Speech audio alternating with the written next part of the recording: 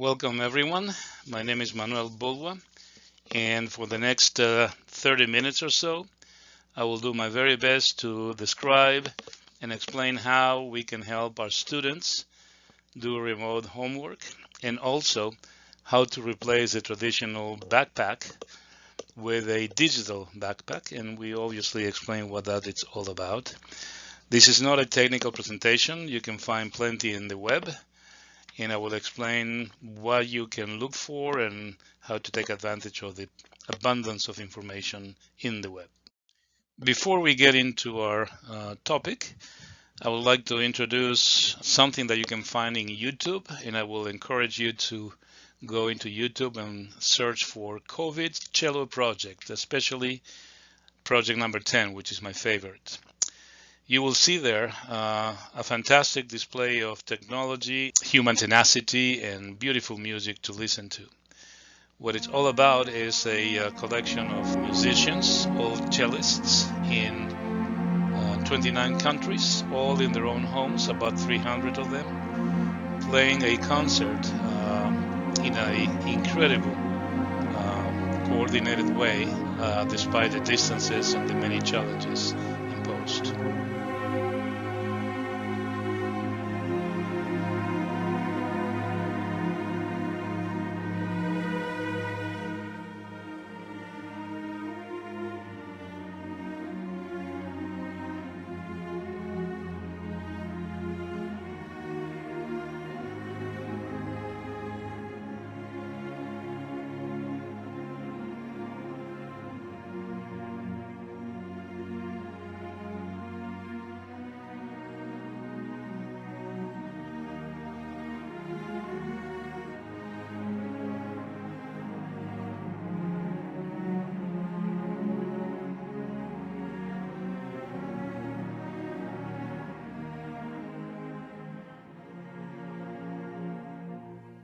After enjoying such a fantastic display of coordination and technology, I'd like to switch to our real case study, which is a real life case study. It happened when Grandma in the East Coast was assisting her granddaughter Lee in Los Angeles do her homework. And you can see in the picture how Grandma is smiling because she is able to assist her despite the 3,000 miles distance difference and other barriers, especially in these days of COVID, lockdowns and quarantines and other restrictions. So she was still able to assist Lee do her homework despite all those challenges. Now, what do we need to make this happen? Well, you're going to need internet access, you're going to need a video camera, you're going to need microphone and speakers, you're going to need a computer or mobile device connected to the internet, and you're also going to need some sort of video conferencing service. Now, getting into specific details for each one of those items that I just described, internet access could be wired or Wi-Fi. They will both work very well. However, if you happen to have poor signal or slow speed internet, poor bandwidth, you may want not to share it with others in the family for the duration of your sessions. Otherwise, you may get jerky video displays and annoying disconnections. Regarding the video camera, it could be the built-in video camera into your device, like the one you have on your notebook or maybe in your computer or tablet. Or it could be a standalone, or it could be a scanner, such as the one you can see in the picture.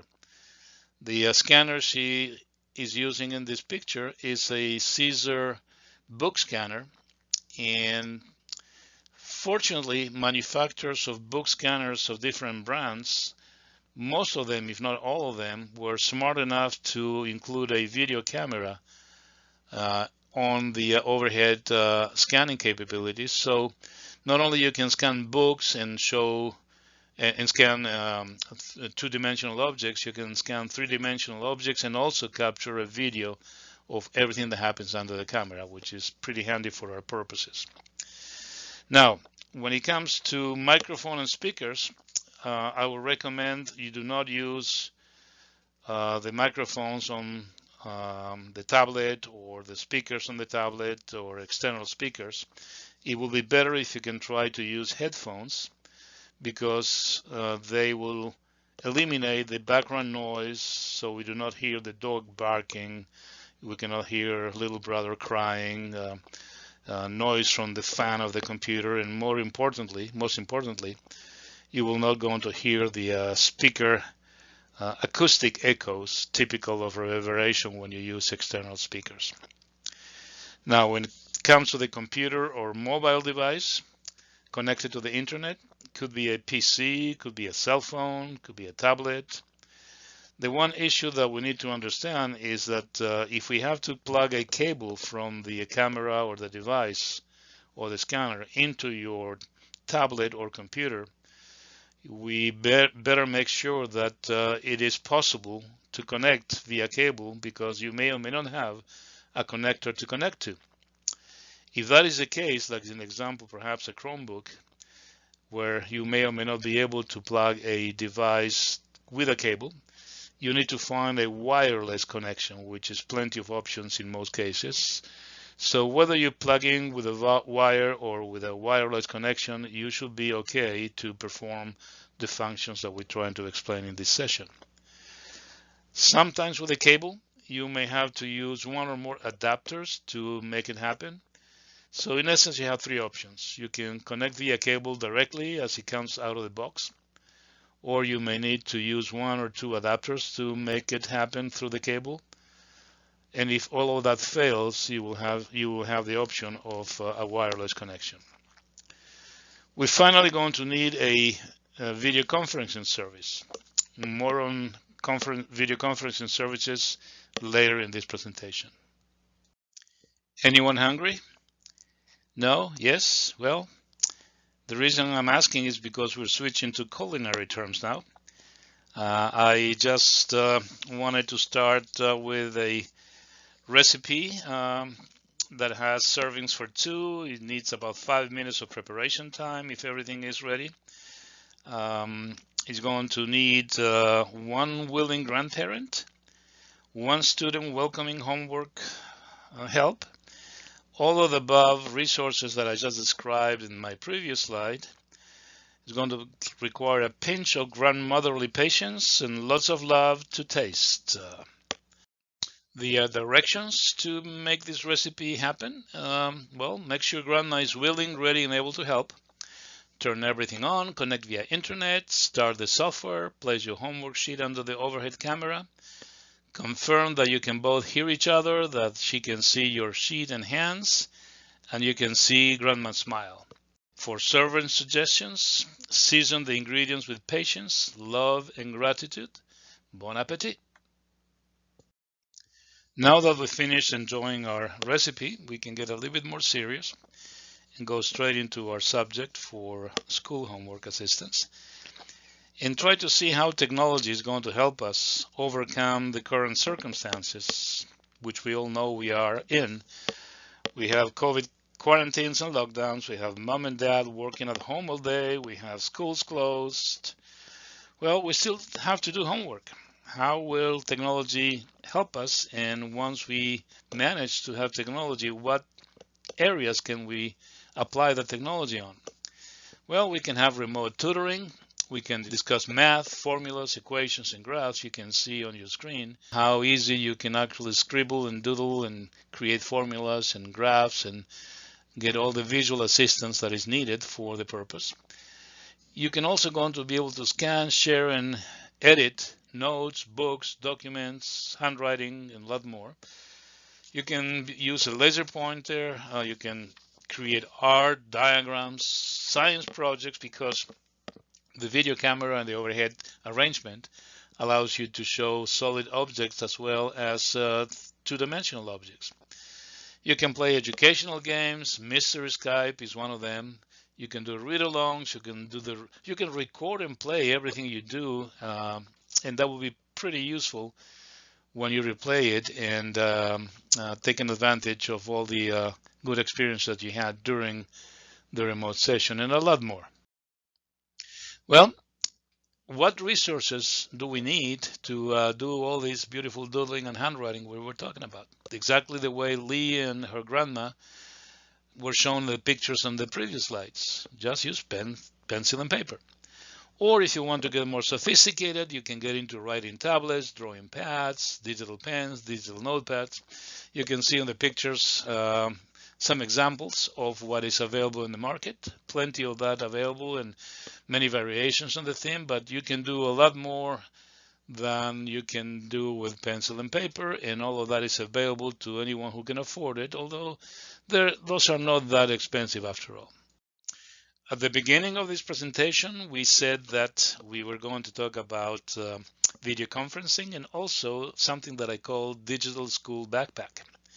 The traditional backpack that our students used to carry on their backs when they went to school was full of books, notes, and other things. Well, we're not going to school anymore, so the backpack in the back should now be a digital backpack full of digital books and digital notes. So how we accomplish that, how we get those books and notes digitized? Well, we need to find the books somehow. Well, I know that school libraries and public libraries may not be as accessible, but one way or the other, we need to get a hold of the book and digitize them. Now, for digitization of books, we have scanners in the market, like the one you see in the picture. It's usually a few $100s and up. And this slide is trying to introduce some concept that you're going to get acquainted with if you start scanning books. You don't want to cut a book so you can feed those loose pages after cutting into a sheet feed scanner. No, you don't want to do that. You want to keep the book intact, and you need to have an overhead scanner with book scanning capabilities like the one we are discussing in this slide. You're going to put the open book under an overhead camera. You're going to use your thumbs to keep the pages flat as possible to avoid those pages to go back and forth. So you want a clean picture of both pages. And once you capture both pages at the same time, the equipment software is going to do a number of things, including eliminating the image of your thumbs, so your fingers are not going to show in the final image. That's a software feature that is called finger removal. Is going to make sure that the curvature of the book, after you try your best to keep it flat, you're still going to have a curve on the text that is going to interfere with the quality of the image and future processes on it. So it's going to do what we call the skewing to put it flat and curvature correction to make the curvature disappear and turn it into a flat line. Also, if you have books that are a little bit oversized, you may not be able to capture both pages at the same time. No problem. You just turn it sideways and you capture one page at a time instead of two. And then you use software features to create the individual images that you need. Now that we are experts in scanning books and notes, the question is, what do we do with the scanned images? Obviously, it's not just for ourselves. We need to share it back and forth with others, teachers, tutors, schoolmates, family members, so on and so forth. Now, how we can do that, how we can do the sharing? Well, there are three ways to do that. You can transfer a file. In other words, you can scan the necessary pages of a book. You can create a PDF file with those pages, beautiful file, everything you need. Now you have to send it to your tutor or your teacher or someone else. You can put it as an email attachment and transfer the file, or use a file transfer mechanism to just transfer the file to the recipient. Transferring is okay and very popular. However, it is kind of dangerous and in some cases even possibly catastrophic, because a file transferred happens to be a copy of the original. And once copies start proliferating elsewhere, they tend to quickly become outdated, out of sync with the changes made on the original. So although transferring is the most popular way of sharing scanned images, you have to be careful. If those scan images require maintenance and changes and updates, you have to be careful with the copies being out there doing some damage. So what is the next best option after transferring? The next best option after transferring is sharing.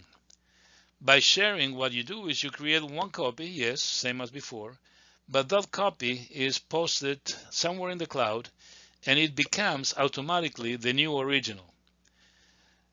The original that you used before you posted it to the cloud is not going to be used again. It's just going to be kept as an archive or a backup copy of the new original, which is now posted on the cloud. Because it is posted on the cloud and that is the new original, more than one person can see it and share it. That's what is called sharing the file. But typically only one administrator, one user can do changes if changes are necessary, like amendments or annotations or anything else. So sharing is much better than transferring, but not good enough. By far the best way to deal with this is the third and last option, which is called collaborative software.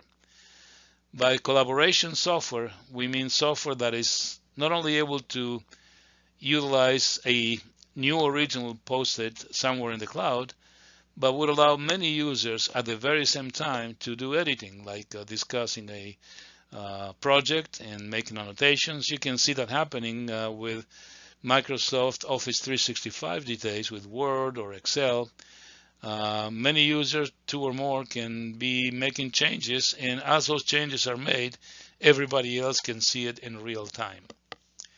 That is what you can do, and when it comes to names in the market that would allow you to do that, you can have Google Drive, Dropbox, OneDrive, Citrix, Amazon Drive, and many others in the market. Let's talk a little bit about how you can get the resources needed, what I call a book scanner for the case study we introduced earlier on this presentation, which you can see again on the top right. Those are two different kind of low-cost overhead book scanners available in the market. You can start with something much more inexpensive. You don't need to spend hundreds of dollars if you want to scan a book, for example. You can get into some pride of ownership if you do it yourself, a DIY project such as the one you see in the picture with a tripod holding a camera, a lamp you utilize as a light source, and a book happily resting in a 45-degree opening under a base that has an M shape. Now the key of this, and the interesting part of all this, is that M-shaped base happens to be just a regular cardboard box cut and folded, so it adopts an M shape, which is exactly what we need to have a book opened in 45 degrees angle. Now you can always do the flat opening, but some books are very hard to keep flat in 180 degrees open. So to impose less stress on a delicate book or a very thick book is a lot easier and a lot better to keep it in 45 or so angle on each one of the sides, like you see in the picture. So you can flip the pages manually. You can still use your thumbs to keep those pages not necessarily flat, but in place. And you can have a very inexpensive book scanner using a contraption such as the one you see on the screen. Or you can spend a few more dollars and get into cell phone stands. Those are arrangements already in the market. They are very inexpensive. And they hold your cell phone under a structure that allows you to do exactly what we displayed on our case study. then you can actually use the benefits of your cell phone that has everything you need. It's got internet access, it's got a computer inside, it's got a video camera, a microphone, a speaker, everything. So that's another option you can have to accomplish what we are discussing. Or you can get into the mother lode of all options, which is the one I like so much, but is very expensive, which is smart glasses. Smart glasses work very, very well, beautifully. There are virtually literally unlimited uses of it because you can wear them as a regular pair of glasses, but they have everything on them. They have a computer, they have a video camera, they have a display on the glasses, they have a microphone, speaker, and they even have things such GPS and motion sensors and a lot more. Obviously, this is the very best option by far, but very expensive. And I'm not recommending it, but I'm mentioning as a very interesting alternative. Once you wear those glasses, your hands are free as they can be. You can see on the bottom right a surgeon performing surgery wearing a digital glass. Whatever she's looking at through the glasses on the patient is replicated digitally to students anywhere in the planet, students or doctors or whoever is entitled to watch what's going on. At the same time, that lady performing the surgery could be receiving visual displays on the glasses by colleagues that are giving advice or showing particular methodologies that she needs to visually follow to continue with the surgery. The uses are virtually unlimited, and if you browse the web, you're going to find dozens and dozens of industrial and scientific and personal applications of smart glasses. But again, I mentioned them as an interesting alternative. They are quite expensive, many hundreds of dollars. All these resources and equipment and capabilities that I just explained, unfortunately, are only available to a fraction of the students in the planet. Not everyone have access to the necessary means to enjoy this technology or to overcome the restrictions and complications imposed by coronavirus and the like. We call that the digital divide, and there are three phases of the digital divide. There is the economic phase, which means not everybody can afford it. Secondly, there is the usability phase, which is literacy and accessibility. Not everyone can actually use it, maybe because of personal handicaps or ability to understand through various levels of education what technology imposes to be helpful. And finally, empowerment, which is who is given the opportunity and who is not to enjoy all these features. Now, all of that include options, some of which you may be already familiar with. And just in case, I'm going to quickly go through some of those options. Text-to-speech transforms text into verbal sound, meaning that you don't need to drive and while you're driving look at your cell phone to see what your emails or messages say. You can actually ask the software to turn it into voice and hear your messages so you can keep your eyes on the road. Also, people with some handicaps can enjoy that feature to overcome that handicap. Optical character recognition is a software robot like the one you see on the right of that line, reading text and turning into meaningful text, because the computer does not understand the dots and the black lines that you scan when you digitize a book unless the software performs a recognition process called OCR. And that leads to the feature of full text search, which is what you do in Google every day. Looking for something, you just enter some keywords, and the entire set of words in the universe is being searched, and those keywords that match your search criteria are being highlighted so you can easily find what you're looking for. You can have voice-activated commands the way Alexa works these days. That also helps some people with accessibility or handicap issues, although that is called digital accessibility. And you have things like tactile displays for people with impairments that require to use tact to discern text and even images. We mentioned that you're going to need a video conferencing service.